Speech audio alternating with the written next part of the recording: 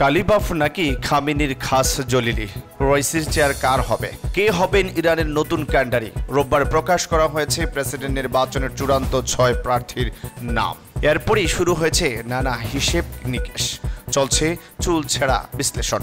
6 প্রার্থীর মধ্যে বাগের কালিবাফ আর সাইদ জলিলির নামই বারবার উঠে আসছে ইরানের পরবর্তী প্রেসিডেন্ট হিসেবে। বিভিন্ন জরিপেও বলছে জনপ্রিয়তায় সবচেয়ে এগিয়ে কালিবাফ। ইউরোপীয় পার্লামেন্ট নির্বাচনে কঠোরপন্থীদের উত্থান। ইউরোপীয় পার্লামেন্ট নির্বাচনে বড় সাফল্য পেয়েছে চরম ডানপন্থী দলগুলো। কঠোরপন্থীদের দাপটে রীতিমতো কোণঠাসা বাম, উদার এবং মধ্যপন্থী দলগুলো। বিশেষ করে ফ্রান্স, জার্মানি এবং অস্ট্রেলিয়ায় নির্বাচনের ফলাফলকে বড় ধাক্কা হিসেবে দেখা হচ্ছে। এতে করে আরও কঠোর হয়ে উঠতে পারে ইউরোপের অভিবাসন বিরোধী শক্তি। জাতিসংঘের নিরাপত্তা পরিষদে সোমবার গাজায় যুদ্ধবিরতির মার্কিন প্রস্তাব 14 ভোটে পাশ হয়েছে। তবে মার্কিন এই প্রস্তাবে ভোট দেয়নি রাশিয়া, ভেটোও দেয়নি। মার্কিন এই প্রস্তাবে একটি পূর্ণ ও সম্পূর্ণ যুদ্ধবিরতি, হামাসের হাতে আটক জিম্মিদের মুক্তি, নিহত জিম্মিদের দেহ অবশেষ ফেরত এবং ফিলিস্তিনি বন্দী বিনিময়ের শর্ত নির্ধারণ করা হয়েছে। ইয়েমেনে নৌকা ডুবে নিহত 38, নিখোঁজ 100। পশ্চিম এশিয়ার দেশ ইয়েমেনে নৌকা ডুবে অন্তত 38 জনের মৃত্যু হয়েছে। এছাড়া নিখোঁজ রয়েছে 100 জন যাত্রী।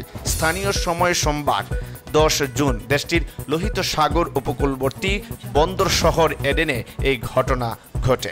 রয়টার্স এক প্রতিবেদনে জানায়, হর্ন অফ আফ্রিকা থেকে ইয়েমেনের এডেন শহরে একটি নৌকা যাচ্ছিল। মালাউইয়ের ভাইস প্রেসিডেন্টকে নিয়ে বিমান নিখোঁজ। পূর্ব আফ্রিকার দেশ মালাউইয়ের ভাইস প্রেসিডেন্ট সাউলুস চিলিমাকে বহনকারী বিমান নিখোঁজ হয়েছে।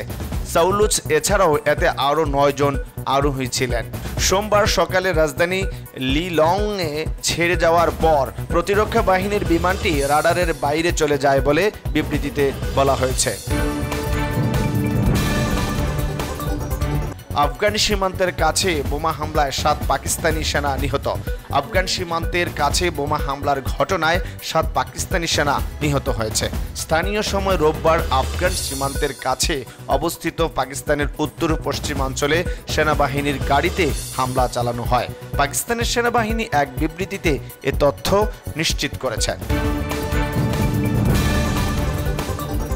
এদিকে গান্ধী পরিবারের সঙ্গে দেখা করল প্রধানমন্ত্রী শেখ হাসিনা। গতকাল রবিবার টানা 3য়বারের মতো প্রধানমন্ত্রী শপথ নিয়েছেন নরেন্দ্র মোদী। সেই অনুষ্ঠানে যোগ দিতে শনিবার দিল্লি যান প্রধানমন্ত্রী শেখ হাসিনা। শপথ অনুষ্ঠানের পর গান্ধী পরিবারের সঙ্গে দেখা করেন তিনি। এদিন বিকেলে প্রধানমন্ত্রী শেখ হাসিনার সঙ্গে আইটিসি মৌর্য হোটেলে সাক্ষাৎ করেন গান্ধী পরিবার। হৃদ্যতাপূর্ণ পরিবেশে গান্ধী পরিবারের সাথে এই সময় একান্তে আলোচনা করেন প্রধানমন্ত্রী।